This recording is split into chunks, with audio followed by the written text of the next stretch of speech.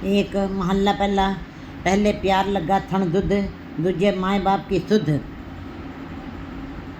इस पहरे के अंदर गुरु जी ने जीव के जीवन की 10 अवस्थाओं का वर्णन बड़े ही निराले ढंग से, बड़े ही अनोखे ढंग से किया है कि जीव संसार में आकर के कैसे अपना जन्म गंवा के जा रहा है, कैसे उसका समय बीतता जाता, उसको अज्ञानतावश उसको कुछ समझ में नहीं आया कि उसको कैसा जीवन बिताना चाहिए था।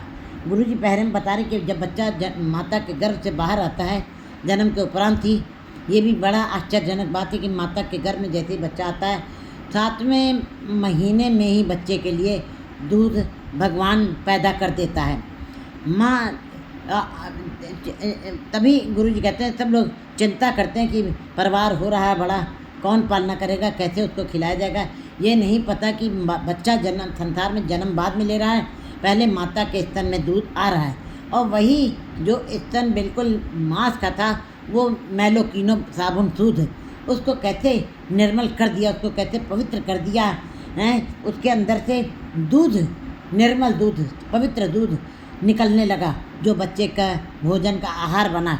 और बच्चे को कोई अता पता नहीं है कि मेरी माँ कौन सी है, मेरी बहन कौन सी है, लेकिन केवल उसको उसकी गोद में आने के पश्चात दूध मिल रहा है, इसलिए उसको माँ की गोद से प्यार हो जाता है, बाकी उसको कोई समझ नहीं है। पहले प्यार लगा थोड़ा, इसीलिए माता के स्तन से उसका प्यार बन जाता है और बार बार माता की गोद में ही रहना चाहता है, अलग नहीं होना चाहता, क्योंकि उसको दूध जैसा अमृत जैसा दूध माँ की ही गोद में मिल रहा है, इसीलिए वो उसी गोद को पहचान जाता है। दूजे माँ बाप की सुध, दूसरी अवस्था में माता पिता की सुध आती है, बच्चा थोड़ा थोड़ा पहचानने लगता है, माँ बाप को पहचानने लगता है, शुद्ध आती है, उसको ज्ञान होता है मेरा माँ बाप, थोड़ा सा उसको पहचान होने लगती दूसरी अवस्था में। तीजे पहिया भाभी पे, फिर तीसरी अवस्था में सारे रिश्ते नातों के संबंध, भैया भाभी और सारे बहन भाई पुत्र सबकी संबंधों का उसको पता चलता है। धीरे धीरे जानकारी जैसे जैसे आयु बढ़ती है, मति विकसित होती है, वैसे वैसे उसको पता लगता है कि ये मेरे भाई हैं, मेरे भौजाई हैं, ये मेरे माँ हैं, ये मेरे बाप हैं, उसको शुद्ध आती है। चौथे प्यार लगा, प्यार और पन्नी खेल।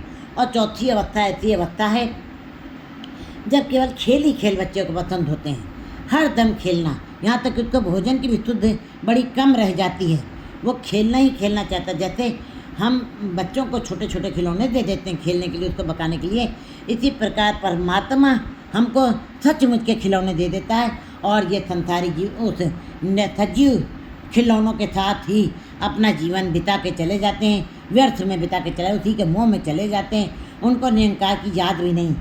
इस अवस्था में बच्चे को केवल खेल ही खेल समझ में आता है, और खेल में ही दिन रात उसका बीत जाता है। पंचवें खान पियन की तात, पाँचवीं अवस्था गुरु जी बता रहे, पाँचवीं अवस्था में जीव को खाने पीने की सुविधा, अच्छा सा खाना मिले, अच्छा सा पहनना मिले, अच्छे अच्छे भोजन में अच्छे अच्छे व्यंजन मिले, इसकी उसको चाहत पैदा हो जाती है, और धातुओं के साथ प्यार होता है, माया के साथ प्यार हो जाता है, और धन के साथ उसके प्यार की धन के साथ प्यार होता है, और धन कमाने की उसके अंदर ललक पैदा हो जाती है। छिमे काम न पूछे जात। और प्यार एक ऐसी चीज़ है, कहते हैं तो जो भी जीव थका होता है, उस सोते हुए जीव को कोई अता पता नहीं कि ये खाट टूटी हुई है। और इसी प्रकार प्यार नहीं पूछता कि कौन सी जात है, कौन सी पात है, प्यार हो गया तो वो जात पात वहाँ पे ख़त्म हो गई, उससे ऊपर उठ करके वो केवल प्यार ही प्यार करने लगा है। छिमे काम न पूछे जात, बस वासनाएं, क्योंकि ये अवस्था ऐसी है, भरी जवानी, ऊपर से धन संपदा के सुख, और जवानी की लहरी जीव को वासनाओं में ही अंधा कर देती है। और जहाँ पे धन और जवानी होते हैं रहते हैं, फिर मायाधारी अति अन्ना भोला, शब्द न सुने बहुरोल के चोला। अगर जो जवानी भी है वासनाओं से भरी हुई, जो एक हड़ है, जो एक तूफान है, जो एक बाढ़ की तरीके से इस शरीर के ऊपर अपना डेरा डाल देती है, और अगर जो धन भी है और जवानी भी है, उन दोनों के जीव, अगर ये दोनों चीज़ें किसी जीव को प्राप्त हो जाती हैं, वो अंधा भी हो जाता है माया के चक्कर में, और जवानी के चक्कर में बहरा भी हो जाता है। उसको ये भी पता नहीं लगता कि मेरा जीवन किस लिए हुआ है। वो गुरु के शब्द की तरफ तो ध्यान ही नहीं देता, उसको सुनना भी नहीं चाहता, केवल उस वासनाओं में उन सांसारिक क्रियाओं में ही, काम वासनाओं में ही मस्त रहना चाहता है, अपने जीवन को उसी में बिता देना चाहता है।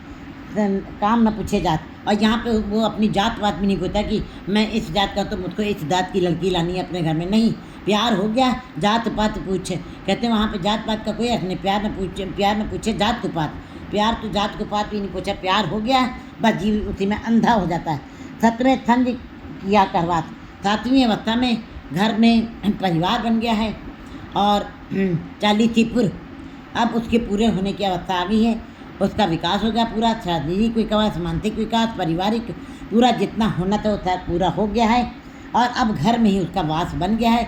वो घर से बाहर जाना ही नहीं चाहता है, भाव संसार में ही रहना चाहता है, बाजार में ही रहना चाहता, माया में ही रहना चाहता है। और कहते हैं अगर जो जीव का प्यार केवल माया से ही है तो माया भी कहलाएगा। अगर जो शब्द के साथ प्रीत हो गई है तो वो निरंकार का रूप हो जाएगा। और अगर जो उसने संसार में आके ना माया इकट्ठी की है और ना परमात्मा के गुरु के शब्द के साथ प्रीत की है तो पंच तत्व का पुतला था, जल के मर के चलेगा, उसका कोई इतिहास भी नहीं बना। इसी प्रकार गुरु जी बता रहे हैं इन अवस्थाओं में, 7वीं अवस्था में जीव घर में ही रहना चाहता है, स्त्री बच्चों के साथ ही हर दम। कहते हैं हमने भी कई जगह सुना है, लोग बड़े बड़े लोग जो हैं अपने दिन भर धंधे करते हैं और शाम को बड़े ही हंसमुख ढंग से कहते हैं कि घर में जाते हैं, सारी थकान दूर हो जाती है। ऐसे जीवों को बिल्कुल संसारिक जीव कहा जाएगा, जिनको निरंकार के शब्द की शुद्ध नहीं है, कि उनको केवल परिवार में जाकर के स्त्री के पास, परिवार में बच्चों के पास बैठ के जो सुख मिला निरंकार की शुद्ध नहीं है, तो ऐसे जीवों को संसारिक जीव ही कहा जाएगा। ऐसे जीवों का जीवन व्यर्थ में बीत रहा है। करवात 8वें क्रोध हुआ तन्नात। और 8वीं अवस्था ऐसी अवस्था है जब शरीर अब उतना ताकतवर नहीं रह गया है। नैनो नीर भय तन खीना, भय केस दुधवानी, रूंधा कंठ शब्द नहीं उतरे, अब क्या करे प्राणी। अब ऐसी अवस्था आ गई है। अब जब उसके अंदर ये अंत की बार लगत कत खारी, वही स्वादिष्ट भोजन अब बुढ़ापे में कैसे खारी लगते हैं, कैसे बिना स्वाद वाले लगते हैं, कैसे कथेले लगने लगते हैं, उनके अंदर किसी प्रकार का स्वाद नहीं प्रतीत होता है। तो ऐसे फिर जीव जो जिन्होंने सारी जिंदगी जवानी में भोजनों का, व्यंजनों का स्वाद लिया है और माया में ही सदा रमे रहे हैं, उनके अंदर फिर उनकी इच्छाएं जब पूरी नहीं होती, उनके अंदर क्रोध बढ़ जाता है। और क्रोध बढ़ जाता है तन नाश, और तन जो है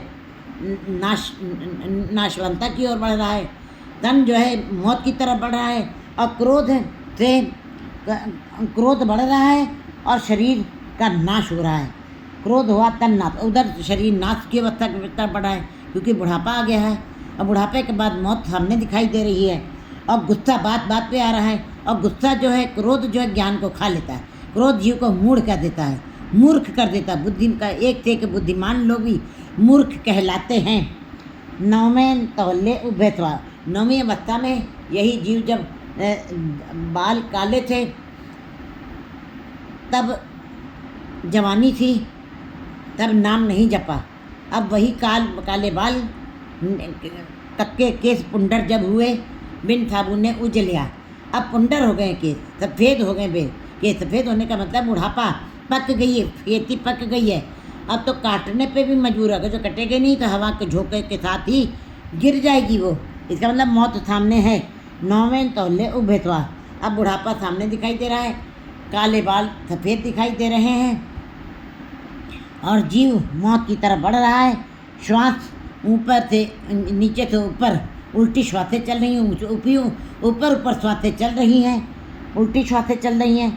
10वें दद्दा हुआ तो, और 10वीं अवस्था में जीव का जीवन आखिर में मिट्टी से पैदा हुआ था और मिट्टी में मिलकर राख हो गया है और कोई अर्थ नहीं रहा है। अगर जो ऐसा जीवन जीव बिता रहा है, गए से गीत पुकारी था, और जो रिश्ते नाते जो संबंधी थे जो इनको लेके गए थे, वे साथ में जो साथ में लेके गए थे वो थोड़ी देर के लिए उन्होंने रुदन किया, क्योंकि मांस नाखून का रिश्ता होता है। और जीवों के घर से जब कोई भी जीव अपने घर का विदा होता है तो इन्हीं दोनों आँखों से नदी भर के पानी निकलने लगता है।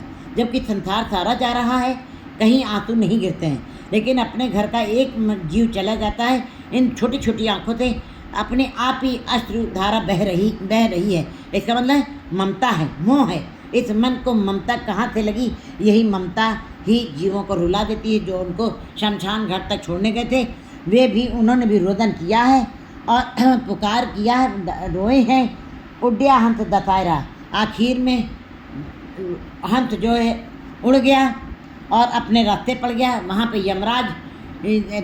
यमराज का रास्ता से पूछा, यमराज से रास्ता पूछता है जीव, क्योंकि अब जैसे कर्म किए वैसा ही फल मिलता है। जबकि जीव जो है आया गया मुइया नाव, कहते कोई मरा नहीं है, आना जाना तो बना ही रहेगा। वो तो शरीर था पार्थिव, वो जल के राख हो गया शमशान घाट में। आत्मा जो सूक्ष्म थी, जो अजर है, अमर है, वो दूसरे शरीर में प्रवेश कर जाती है। कोई ना मरता है ना जन्म लेता है। आया गया मुइया नाव, केवल नाम है कि मर गया है, मरा नहीं, क्योंकि सूक्ष्म शरीर दूसरे शरीर में जाके प्रवेश कर जाता है। ठीक वैसे ही जैसे शरीर में कपड़े पुराने हो जाए, जर्जर हो जाए, फट जाएं, तो शरीर के कपड़ों को हमें बदलना पड़ता है। इसी प्रकार आत्मा जब शरीर जब बूढ़ा हो जाता है तो आत्मा किसी दूसरे शरीर में प्रवेश कर जाती है। पीछे पत्तल थद्यों का, हमारे भारतवर्ष में एक बड़ी परंपरा चली आ रही है, बड़ी रूढ़वादिता चली आ रही है कि जब एक साल बीत जाता है तो उनके जाने वाले पूर्वजों के लिए उनके पिंड दान करवा करके उनके लिए भोजन पानी करवाया जाता है। पत्तल के साथ भोजन लोगों को करवाया जाता है और पंडितों को बुलाया जाता है।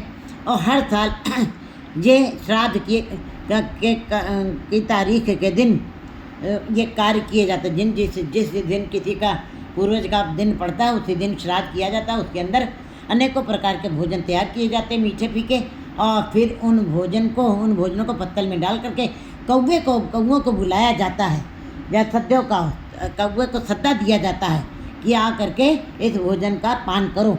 नानक मनमुख अंध प्यार बाज गुरु डूबा संसार। गुरु जी कहते हैं मनमुख जीव, मनमुख माने जो मन का कहना मानते हैं, जो ईश्वर की बात को नहीं मानते हैं, अपने मन के कहने पे चलते हैं, मूर्छित है, अज्ञानी है और जिनको कोई ज्ञान नहीं है, ऐसे जीव जो हैं नानक मनमुख अंध प्यार, उनको ऐसे ही अज्ञानता वाला प्यार है उनके अंदर, और वो अनेकों प्रकार के व्यंजन बना करके कौओं को थद के उनको भोजन कराते हैं। और ये अज्ञानता है, ये अंधापन है। आंखें होते हुए भी जीव अगर जो अंधा हो तो ये जानबूझ के उसकी अज्ञानता या शिक्षा है।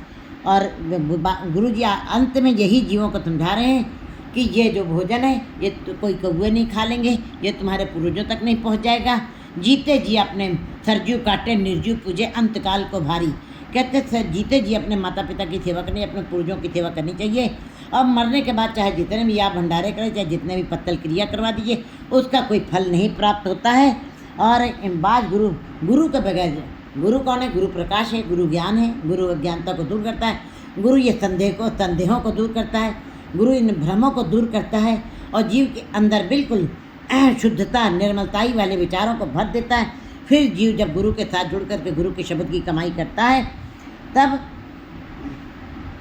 तब उसको इस बात की समझ आ सकती है। लेकिन अगर जो गुरु नहीं किया, बाज गुरु के बगैर सारा संसार जी रहा है, ज्ञान के बगैर जी रहा है, शब्द के साथ जुड़ा नहीं है, सूरत को जोड़ा नहीं है, इसलिए बाज गुरु डूबा संसार, सारा संसार ही गुरु के बगैर डूबा हुआ है। वासनाओं में, संसार में, बाजार में, निरंकार के साथ उसका कोई भी दूर दूर तक रिश्ता नाता नहीं है।